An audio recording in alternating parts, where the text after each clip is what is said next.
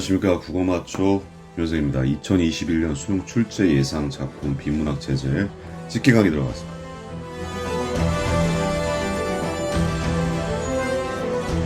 일단 두 가지식으로 말씀을 드릴게요. 현대시에서 제가 가장 주목한 작가는 1920년대 작품입니다. 1920년대 작품군에서 지금 작가는 2명이 보이고요. 작품 수는 3개인데 그 중에서 가장 눈에 띄는 게 김소월입니다. 산유입니다. 두 번째 작품은 김소월의 님의 노래, 세 번째 작품은 한영운의 수의 비밀, 이렇게 되겠습니다. 김소월의 산유에는 수능 완성에 나와 있는 작품으로 기억하고 있고요. 이별의 정환이라는 전통적인 정서를 아름다운 미적 표현을 통해서 잘 드러내고 있습니다. 이 작품에서 주목해야 될 건 바로 물의 이미지인데, 앞부분에서의 바다, 단절, 그리고 뒷부분에서의 물노래, 연결의 이미지로 이어지면서 이별의 정환을 잘 드러내고 있습니다. 특히 마지막에 잠들매 이미지, 님이 놀라 나를 찾으신데도 나는 잠들어 그만 다 몰라요, 그만 잠들어 버려요 라고 얘기했을 때 그 잠들매 이미지를 망부석설화랑 연관시킬 수 있습니다. 망부석설화, 시술령 설화라고도 하고 박재상 설화라고도 하는데, 기다리다 돌이 되어버렸다는 여인의 비극적 설화 알죠? 그런 맥락을 해석해보면 죽음의 이미지인데, 그 죽음 자체를 어떻게 해석할 수 있는가에 대한 부분도 한번 생각을 해보면, 선생님 순수한 뇌피셜입니다만 죽어서나 우리는 만날 수 있을 거라는 일종의 절망인 동시에, 그리고 죽어서라도 당신을 기다리겠어요, 내지는 우리가 만날 수 있긴 하겠지만 그건 죽어서나 가능할 거예요. 그러니까 두 가지 마음이죠. 만남에 대한 기대도 있고요. 그렇기 때문에 그 죽음이 더욱더 슬프게 느껴지는 겁니다. 그래서 이 기대, 희망과 어떤 슬픔이 같이 공존하고 있다는 그 마지막 지점에서 선생님은 역설적 미의식을 볼 수 있다, 그 얘기를 말씀을 드리고, 단순하게 보지 말란 얘기죠. 조금 복잡 미묘한 정서가 나올 수도 있다, 보기를 통해서. 그리고 님의 노래도 님의 부제를 노래를 기억하고 있는 상황과, 그리고 노래를 다 잊어버리는 상황을 통해서 님의 부제, 그리고 그로 인한 그리움과 외로움을 드러낸 작품입니다. 일단 두 작품이 있어요. 님의 노래 잘 보시고요. 그 다음에 수의 비밀은 님에 대한 사랑을 얘기하고 있는데, 그 수의 비밀 자체에 주목을 하세요. 수를 놓는 행위 자체가 단순히 님만을 위한 행위가 아닙니다. 시를 보면 나를 위한 행위이기도 해요. 화자의 마음이 쓰리고 아플 때에 바늘구멍을 따라서 맑은 노래가 되고, 그게 나의 마음이 된다고. 똑같은 나의 마음인데 앞의 마음과 뒤의 마음은 감정의 정화라는 측면에서 다른 거고요. 두 번째는 바로 님에게 넣어줄 만한 보물을 발견하지 못했기 때문이다 라고 나오죠. 님에게 넣어줄 보물, 이건 두 번째. 님은 그만큼 나에게 대단한 존재라는 거죠. 이 세상에는 당신에게 어울리는 보물이 없다라는 표현하고 동일한 표현이니까요.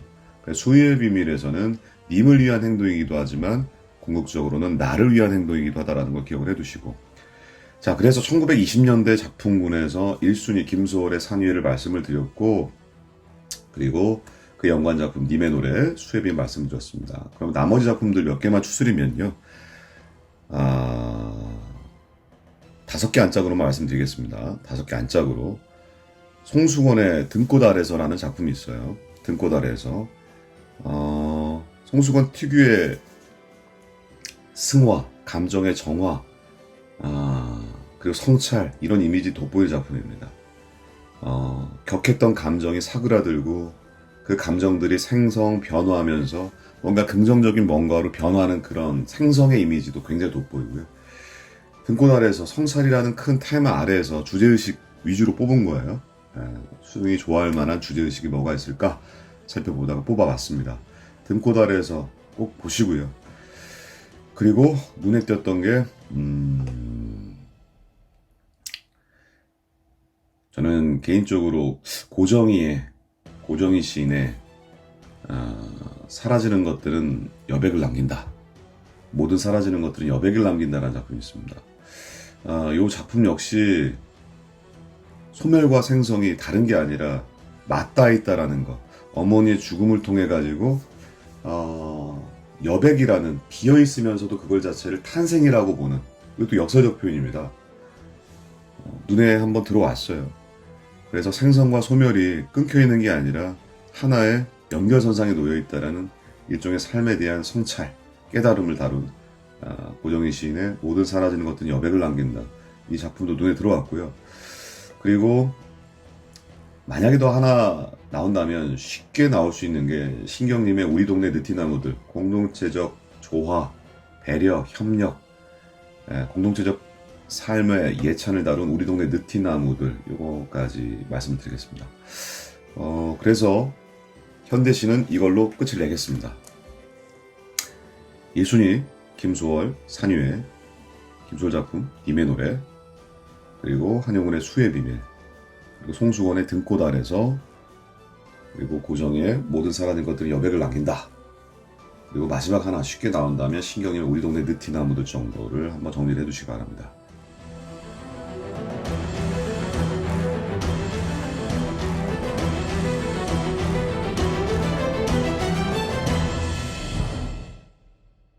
현대소설은 5개 말씀드리겠습니다. 일단 1순위는 저는 테마를 산업화와 공동체로 잡았고요.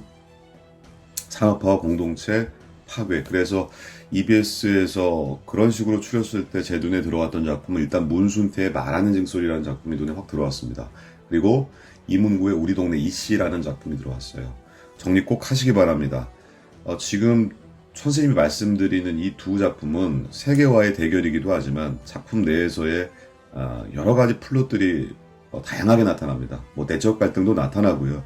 특히 문순태의 말하는 징소리는 가족, 아내와의 이별, 고향 상실, 그리고 아내를 되찾는 장면, 그리고 다시 고향으로 돌아가서 그 징소리에 담긴 고향에 대한 그리움과 한을 상징하는 이 징을 치다가 다시 고향에 쫓겨나고, 이 연작소설의 일부분이거든요. 그래서 들여다보면 6.25 전쟁하고도 관련 있는 부분이 있어요. 바로 그 주인공 칠복이의 아버지가 빨치산으로 빨갱이로 몰려서 억울하게 죽음을 당하는 그 과거의상 장면도 나오고 하는 걸 보면 상당히 입체적으로 다룰 수 있는 작품이다.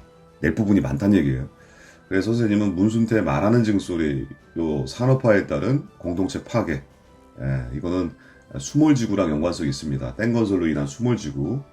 어쨌든 요건 꼭 보시기 바랍니다. 그리고 이문구의 우리 동네 이씨, 이문구는 기출작가이기 때문에 많이 유명하고요. 특히 우리 동네 이씨에서 성을 왜 이씨에서 리씨로, 리씨에서 이씨로 바꿨느냐에 대한 포인트를 잘 잡기 바라십니다. 잘 잡기 바래요.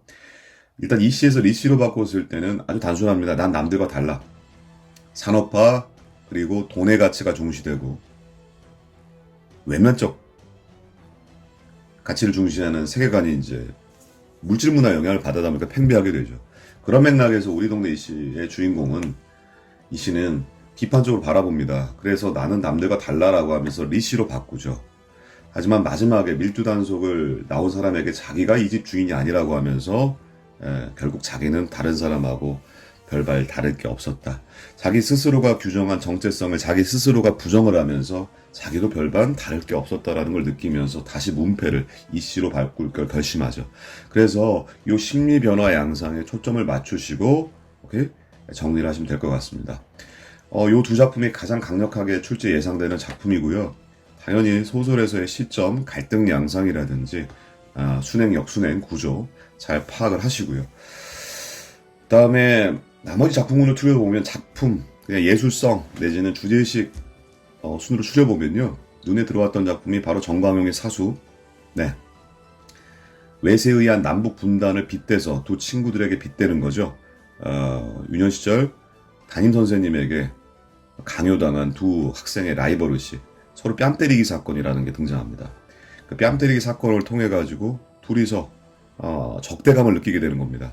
중요한 건 이 부분이 서로 의도하지 않았던 적대감이라는 거고, 그걸 외적 증거 속에서 바라보면 남북 간의 대결이 미국과 소련과 같은 강대국의 외세에 의해서 일어났다라는 사실을 빗댈 수 있다는 거. 역순핵적 구조에, 그리고 내면의식, 내면의식적 독백들이 상당히 많이 나오는 작품입니다. 이것도 좀 보시고요. 전상국의 동행 같은 경우에는 현실성은 좀 떨어지지만 역시 이 작품 역시 내적 갈등을 잘 다룬 작품이다. 유년 시절의 트라우마를 가지고 있는 형사와 역시 가족의 죽음을 눈앞에 지켜봐야 됐던 억구라는 범죄자죠. 그리고 살인을 저질러야 됐던 이 둘의 만남, 기묘한 동행을 통해서 서로가 서로를 이해하는 장면. 트라우마의 상처에 관한 회복에 관한 이야기예요. 특히 그 주인공 억구의 과거에는 아버지의 죽음, 아버지의 죽음도 있고, 그리고 친구를 죽이고요. 그런 부분들을 보면 이 6.25 전쟁하고도 밀접한 연관성이 있습니다. 그게 또 전후소설의 맥락도 있기 때문에 전상국의 동행도 낼 부분이 좀 있다라는 거고요. 그리고 일제강점기 식민지 지식인의 고뇌를 다룬 김강사와 T 교수. 여기에는 김강사 역시 긍정적인 인물이라고 볼 수는 없습니다. 그러니까 이거는 그냥 혼돈스러운 인물이에요. 그렇기 때문에 세상이 잘못됐다고 생각을 하지만 결국에 거기에 맞춰서 살아가고자 하는 사람이거든요. 소시민이라고 보면 됩니다. 지식인이지만 소시민이다. 하지만 자기보다 더 교활한, 자기보다라고 하면 뭐하고, 교활한 T 교수, 일본인 교수에 의해서 세계화의 대결에서 좌절하고 많은 인물이죠. 그래서 여기에서 김강사와 T 교수에서는 이 내적 갈등 양상을 잘 보시길 바랍니다.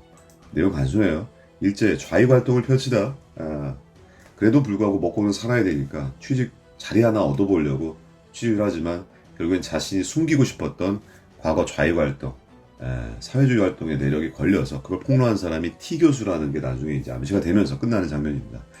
김강수와 T 교수 요 5작품 정도 말씀을 드리고 가장 1순위는 바로 1960, 70년대 산업화 공동체 테마를 다룬 만수태의 말하는 직소리, 이문구의 우리 동네 이씨, 그리고 그 밖에 3작품 정도 추천드렸습니다. 사수, 동행, 전상국의 동행입니다. 유진호의 김강사와 T 교수 말씀을 드렸고요. 자, 그 다음 고전시가 1순위 들어가겠습니다. 명얼음입니다. 명얼음 잘 보셔야 됩니다. 명얼음은 3단 구조로 되어 있는데요. 첫 번째에서는 평화로웠던 과거, 그리고 혼란스러운 현재, 그리고 앞으로 나아질 거라는 전망과 기대를 보이고 있는 극복 의지로 들어가고 있습니다. 그때 중요한 게 달과 거울인데요. 앞부분의 달과 거울은 정상적으로 작동을 해요. 그래서 앞부분의 거울에서 보경은 달빛을 환하게 비춰주는, 증폭시켜주는 기능을 제대로 하는 긍정적 기능을 수행합니다. 근데 두 번째에 나와 있는 금작경이라는 게 있어요. 이건 외적 중고에서는 임진왜란이 들어가기 때문에 임진왜란 왜구가 침범하고 나라가 혼란스러워지고 나서 그 다음에 꺼내온 금작경이라는 거울은 지문만 밝히고 남 비출 줄 모른다라고 나와 있는데, 이 거울은 상반된 기능을 가지고 있다. 앞에 보경이 제대로 된 기능을 하고 있다면 두 번째 보경은 제대로 된 기능을 수행하지 못하고 있다. 화자와 대상의 관계로 봤을 때 그 거울은 화자 스스로가 꺼낸 거울이니까 자기 스스로의 무력감 내지는 자조감 정도로 해석하는 게 가장 무난하지 않을까 싶습니다. 어쨌든 부정맥락으로 해석을 하는 게 맞다라는 거, 이건 열어두고 보시란 얘기예요. 작년에 선생님이 맞췄던 월선원 16경가 거기다 맞췄죠 선생님이. 월선원 16경가 부분에서 내적 갈등 양상에만 주목하라고 했습니다. 그러니까 그 내적 갈등이라는 것 자체를 열어놓고 봐야 돼요. 이 부분도 마찬가지예요. 스스로에 대한 자조감과 무력감, 이 정도 부정적 맥락에서 해석을 하고 그리고 넘어가야 되는 부분입니다. 정확하게 무엇이다라고 얘기하기보다는 스스로의 상황에 대한 무력감, 내지는 자조감, 부정적 맥락 정도로 해석하고 넘어갔으면 좋겠습니다. 이걸 가끔 제가 맨 처음에 이 작품을 봤을 때 그 금작경이 부분에서 지문만 밝히고 남 밝힐 줄 모른다라고 그랬을 때 이거를 저는 간신이라고 저도 모르게 툭 던졌던 기억이 나는데, 그 해석에 대해서 문제점이 있어요. 무슨 뜻이냐, 자기가 꺼낸 거울이잖아요. 그러니까 지 거울이라는 건 결국에 자기가 꺼낸 거울인데 스스로를 간신이라고 묘사하는 건 보통의 고전시가에서 발견되기 힘든 구조죠. 간신에 대한 비판이라고 하면 타자에 대한 비판이 돼야 되는 게 맞거든요. 근데 스스로를 간신이라고 설정해놓고 간신에 대한 비판을 한다? 이거는 무리인 것 같다 이겁니다. 그래서 선생님 포인트는 그 거울이 누구의 거울이냐라고 그랬을 때 바로 거기에서 화자께 아니라 타인의 것이다 라고 주어주지 않는 한 간신에 대한 비판은 시의 원론상 화자와 대상의 구별하기, 이 구별하기의 논거로 보면 그렇게 적절한 논거는 아니다 라고 생각이 되고요. 그리고 나머지에선 극복의지, 그래서 상징과 대조, 그리고 부정적 상황, 긍정적 상황에 대한 회고, 그리고 부정적 상황에 대한 현실에 대한 개탄, 거기서 내적 갈등 드러나고요. 마지막은 극복의지로 언젠가는 변화가 있을 거야 라고 들어가는 부분, 아주 전형적인 구조를 가지고 있다는 거. 그리고 간민가 같은 경우에는 굉장히 사실적이고요. 생각해보면 할수록 낼 거리도 많아요. 갑산지방에서 기득권층에 있던 간민이 하층민으로 전락하면서 겪게 되는 고생, 그리고 갑산이라는 자기 고향을 떠나게 되는 과정을 설득력 있게 그려내고 있습니다. 대화체를 통해서. 그래서 떠나지 말라는 설득자에게 자신의 경험적 논거를 또박또박 얘기하면서 떠날 수밖에 없는 이유에 대해서 이제 반박을 하는 거죠. 그리고 그 이야기 자체가 바로 이 소설의 주제에서 관통합니다. 바로 사회의 횡포와 기득권층의 탄압이죠. 사회적 횡포, 기득권층의 탄압. 뭐 이런 부분들이 깔려 있습니다. 특히 고생하는 장면에서 뭐 신역이라든지 돈피라든지 백성들의 삶을 수탈하는 이런 장치들에 대한 정리들은 한번 해보시고요. 가장 중요한 건 떠남의 의미입니다. 갑산지방을 떠나서 북청부사가 다질 그 북청 지역으로 가려는 이 간민의 행동을 어떻게 해석을 해야 되느냐에 대한 부분.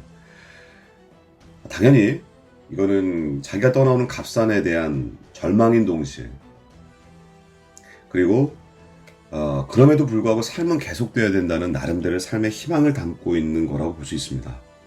이해가시죠? 두 가지 마음이 공존하고 있으니까 같이 해석을 해 주시기 바랍니다. 이해를 하고 들으시면 돼요. 떠날 때는 떠나야 되는 곳은 절망을 한 거고요. 그럼에도 불구하고 삶에 대한 희망은 가지고 있는 거죠. 그리고 탄원서를 쓰죠. 그것은 나름대로의 이 갑산지방이 변화됐으면 하는 소박한 바람이에요. 하지만 그건 부메랑이 돌아와서 결국 몹시 맞고 그걸 직접적 계기로 해서 떠나게 되는데, 이 작가 자체가, 여기 있는 화자 자체가 상류층에서 그 다음에 백성의 계급으로 신분이 훅 떨어졌다는 거에 주목하면 이 사람이 겪고 있는 그 고생과 그리고 그걸 통해서 드러내는 한탄의 정서가 굉장히 설득력 있게 제시되고 있다는 거 이해가시죠? 그래서 간민가는 대화체 속에서 드러나는 백성들의 고달픈 삶 그 자체에 주목을 하셔라. 그리고 만원사와 만원사답은 많이 알고 있을 겁니다. 만원사는 유배당한 고통, 그리고 자신의 죄에 대한 반성, 이게 주조를 이루고 있다면 이번에 만원사답 같은 경우에는 그런 고통스러운 생활에 대한 나름의 위안과, 그렇죠? 이걸 이겨내기 하나의 방편으로 가상의 청자를 설정을 해서 대화체의 방식으로 해서 위안을 받고 싶었던 작품이다. 그래서 그런 식으로 테마를 잡고 맥락 잡고 정리하면 크게는 어려울 게 없다라는 거. 그리고 마지막으로 한 작품은요, 꽃샘바람. 이규보의 꽃샘바람인데요. 자연에 대한 성찰. 뭐 그렇게 어렵지 않습니다. 꽃샘바람이라는 이 작품도 자연의 이치에 대한 성찰 정도로 주제의식 잡고 표현기법 한번 보시기 바라고요. 그 다음에 노처녀가가 있었는데 사실은 저는 좋게 봤어요. 노처녀가가 있었습니다. 노처녀가. 내적 고뇌들이 드러나고 좋았는데 부모님에 대한 그 욕이 너무 많아서 그 부분을 생략하고 내기에는 너무 양이 또 적어지고 시간 나시면 노처녀가도 한번 보시기 바랍니다. 고전소설에서 제가 주목한 작품은 염정, 즉 연애소설입니다. 그중 주목해야 될 작품들 1순위는요. 낯선 작품에서 일단 말씀을 드릴게요. 장경전과 방알림전입니다. 장경전하고 방알림전 둘 다 남녀간의 사랑이 기본적으로 깔려 있는데, 장경전 같은 경우에는 연애소설로 볼 수도 있고 영웅소설로도 볼 수 있고 가족사소설로도 볼 수 있어요. EBS에 실린 부분들은 처척 간의 갈등을 다룬 장면인데, 장경전 초반 부분에는 이 장경이라는 아이가 가지고 있는 출생의 비밀과 함께 그냥 신분이 확 떨어져서 고생을 하는 장면이 나오는데, 거기에서 기생초은 동갑내기예요. 나중에 이제 고난을 당하는 그 여자인데 굉장히 애틋한 사랑 얘기가 나오는 장면들이 있습니다. 그런 부분들에 보면은 아주 전형적인 구조 속에서도 뭐 튀지 않고 나름대로 전형적인 고전 소설의 스토리 라인들을 따라가고 있기 때문에 장경전은 볼만한 작품이다. 그리고 그와 연관된 게 이제 방알림전인데, 사실은 남장 여자 두 명이서 여장 남자, 남장 여자인 남자 여자와 그냥 여자인 여자가 결혼을 하는 장면에서 이게 동성애 코드가 드러나는데요. 그래서 이거를 과연 보수적인 수능에서 낼까 싶지만 한 번쯤은 정리를 해두고 들어가십시오. 결말 부분도 비극적 결말, 여타 소설과 좀 다르고요. 그래서 한 번 더 주목해야 될 작품입니다. 당대 봉건적 남성 중심의 사회에 대한 저항과 비판의식을 담고 있는 작품이니까 방알림전 같은 경우에는 그런 주제의식과 덧붙여서 또 탁월한 심리묘사도 돋보였어요. EBS에 나와 있는 수록된 작품들만 보더라도 상당히 탁월한 심리묘사가 보인다. 대화 속에서 밀당 느낌도 많이 나고요. 그리고 나머지 두 작품이요, 이와 연관된 작품에 선생님이 찍었던 게 뭐냐면 옥루몽입니다. 기출문제이기 때문에 많이 아실 거예요. 옥루몽은 스토리라인 구조만 한번 제대로 하고 들어가도 큰 도움 될 겁니다. 그 다음에 연관 작품 숙향전입니다. 역시 이 부분도 기출문제를 통해서 몇 번 봤던 거예요. 숙향전도 시도교육청 문제에서도 나왔고요. 6개월에서도 한번 나온 걸로 기억하는데, 이 숙향전 같은 경우에는 스토리라인 정리를 들어가시기 바랍니다. 장경전, 숙향전, 방알림전, 옥루몽 요 네 작품 정도로 추려드리고, 그리고 낯선 작품에서는 장경전과 방알림전, 그리고 수능의 보수성을 생각했을 때는 장경전, 일단 낯선 작품 정리 들어가시기 바랍니다.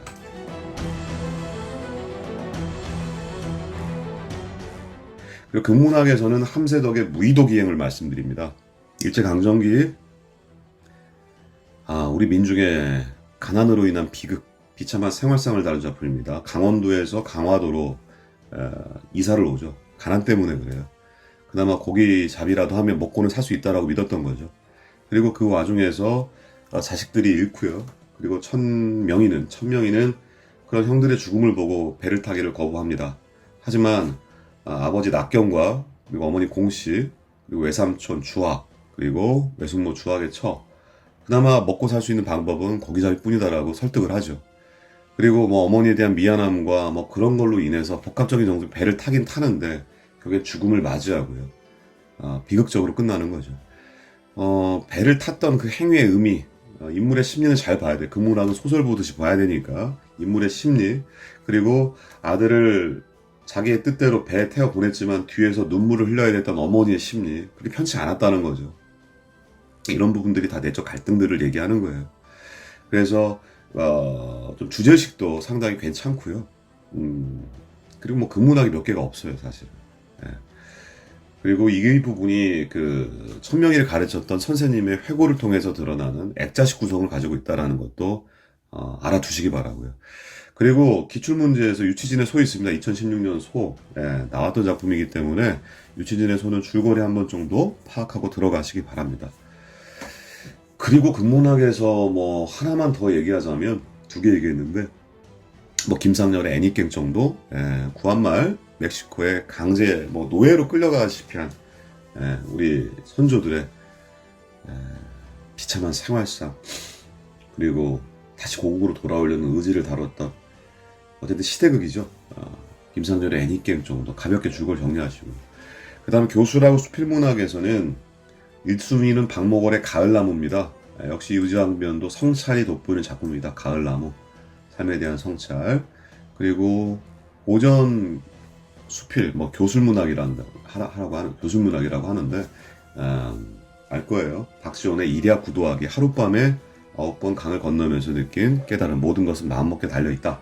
이 두 작품 정리하시고, 그와 추가로 밝게 이익의 할개전, 병아리 기르게 된 이야기, 그 다음에 최재훈옥의 최재공의 유관악상기, 이거는 약간 기행수필적인 느낌이 나는 작품입니다. 내용 길지 않으니까요, 간단하게 정리를 하세요. 자, 선생님이 지금 말씀드린 게 전부입니다.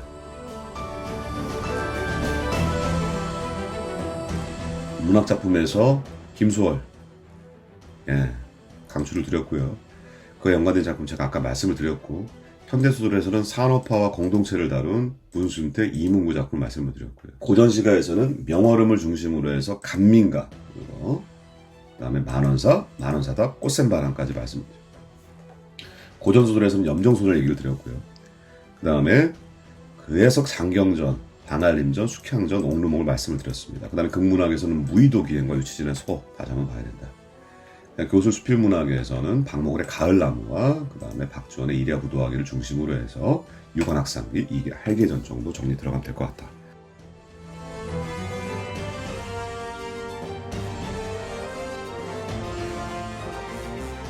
비문학제제입니다. 비문학제제에서 선생님이 얘기 말씀드린 게 저는 이번에 이제 인문 쪽에 주목을 해야 된다고 봐요. 인문에서는 철학사상 주목을 해야 될 것 같아요. 그리고 이 과학지문에서는 뭐 단독 지문이 나올 수도 있지만 인문하고 과학의 융합지문도 나올 가능성이 상당히 크다 라는 부분이고, 사회지문에서는 법지문보다는 경제학지문이 나오지 않을까 싶습니다. 그리고 예술지문에서는 자 나오면 어차피 쉽게 나오겠죠. 감사한 마음으로 봅시다. 그리고 기술지문에서도 한 2개 정도 찍은 작품이 제재가 있는데요. 일단 말씀을 좀 드려보면, 일단 인문학에서 철학사상에 주목을 했고요. 그래서 추려봤더니 동양사상에서는 그 박제가의 실학사상이 나와 있습니다. 박제가의 실학사상. 요거밖에 눈에 띄는 게 없었어요. 그리고 서양사상 꽤 많은데요. 아리스토텔레스의 모방론에 대한 비판. 헤겔이 아리스토텔레스의 모방론 비판하는 그 내용이 있었고요. 그 다음에 칸트. 역시 이것도 칸트랑 데카르트가 같이 섞여서 나온 지문이 있었습니다. 그리고 플라톤의 신명론에 대한 비판이 들어가 있는 장면이 있었고요. 그래서 사상가로 치면 박제가 동양사상, 아리스토텔레스, 모방론, 서양사상, 그 다음에 칸트하고 데카르트가 같이 나왔던 얘기가 있었고요. 그 다음에 플라톤 얘기. 그러니까 한 5명 정도 되는 거고요. 사회에서는 아까 경제지문에 주목한다고 했죠. 그래서 제가 말씀을 드리면, 일단 그 인문 파트부터 보면 여기 수능 특강에서 데카르트와 칸트가 묶어서 나오는 게 있습니다. 철학적 의심의 의미. 내용 정리 한번 하고 들어가시기 바랍니다. 자, 그 다음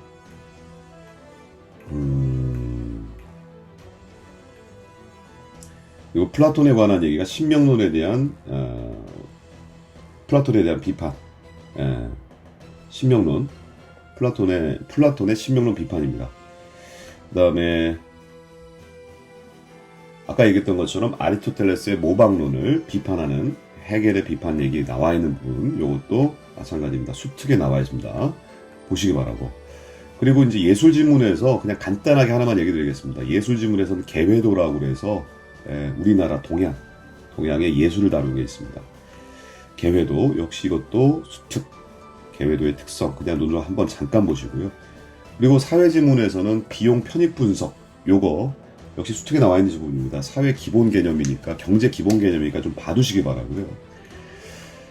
그 다음에 배제성과 경합성에 관한 역시 수특입니다. 배제성과 경합성의 그 기준으로의 재와 분류한 장면이 있습니다. 배제성과 경합성의 개념만 잡고 들어가세요.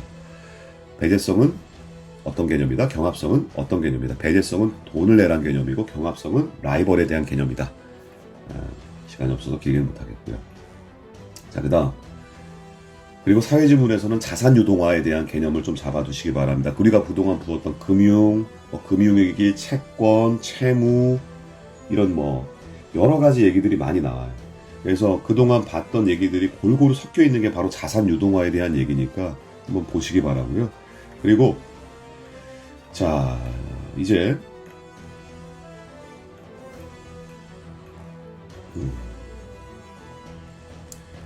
인문학에서 철학과 과학의 사고실험, 이것도 수능 특강에 나와 있는 게 있습니다. 철학과 과학의 사고실험, 이것도 융합지문이니까 한번 봐두시기 바라고. 그리고 기술지문에서 얘기 드리면 아까 두 가지 정도 얘기 드린다고 했는데, 인공지능 얘기가 나옵니다. 인공지능 알고리즘, 초지능 얘기 나와 있는 수특에 나와 있는 지문입니다. 이것도 한번 정리를 하시기 바랍니다. 그냥 한번 보세요. 개념 정리만 하고 들어가시고요. 그리고 융합지문에서 수특에서 데카르트의 운동량 보존 법칙, 요거는 꼭 정리를 하고 들어가시기 바래요. 인문, 과학, 융합으로 나올 수 있는 데카르트의 운동량 보존 법칙을 말씀을 드립니다. 자, 그냥 그거는 끝나가네요. 끝나가고, 마지막 수특에서 칸트 철학과 비유클리드 기하학 역시 융합지문, 즉 형태 얘기랑 지금 종종 나오는 부분들을 좀 잘 보세요. 칸트 철학과 비유클리드 기하학 역시 이것도 수특에 나와 있는 거 한번 읽어보시기 바라고요. 자, 그리고 아까 선생님이 얘기했던 그 박제가는 수능 완성에 나타나 있습니다. 박제가의 그 실학사상, 중상주의 정책이에요. 이거는 뭐 그동안 제재적인 측면에서는 많이 봤던 얘기입니다. 실학은 기출에서 나와 있고. 그리고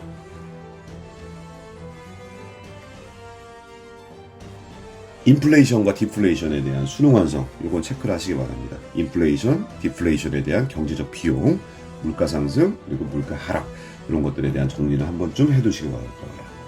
자, 그 다음 기술 지문에서 마지막 하나가 스윙 바이 항법입니다. 중력, 그리고 공전, 그리고 서로 당기는 중력을 이용해 가지고 우주 탐사하는 그 방법론에 대한 이야기, 스윙 바이 항법을 이용한 우주 탐사, 기술 지문에서 잠깐 한 번 정도만 원리 중심으로만 봐두시기 바라면 되겠습니다. 자, 이 정도로 끝을 내겠습니다. 자, 수능 이틀 남았네요. 오늘이 선생님 지금 녹음하고 있는 게 화요일이니까 수요일, 목요일 뭐 이틀 정도 남았는데 이틀도 채 안 남았네요. 그동안 고생 많았어요. 수험생들. 긴장은 안 할 수는 없겠지만 여러분들이 그동안 공부해왔던 걸 떠올리면서 마지막까지 집중력 잃지 마시기 바랍니다. 그리고 실전에서는 다 풀려는 마음보다는 내가 알고 있는 것들을 실수 없이 풀겠다는 게 중요한 거예요. 완벽하게 풀라는 게 아니라 내가 어려우면 남들도 어렵겠지라고 생각하고 놓을 수 있는 그 담대함, 버릴 건 버릴 수 있는 그 담대함이 필요합니다. 모든 걸 다 붙들려고 하면 항상 집착이 나오고 실수가 나와요. 선생님이 부족하지만 나름대로 누구의 정보에 의존하지도 않고 선생님 혼자서 공부를 해서 분석을 해서 직감과 분석대로 이렇게 자료를 추스렸으니 거기서 나와서 여러분들이 도움을 조금이라도 받았으면 좋겠고, 열심히 해왔던 만큼 자신감 잃지 말고 마무리 잘 지으시기 바랍니다. 여러분들 모두에게 좋은 결과가 있길 진심으로 바랍니다. 한 해 동안 수고했습니다. 고마저 김현승이었습니다. 감사합니다.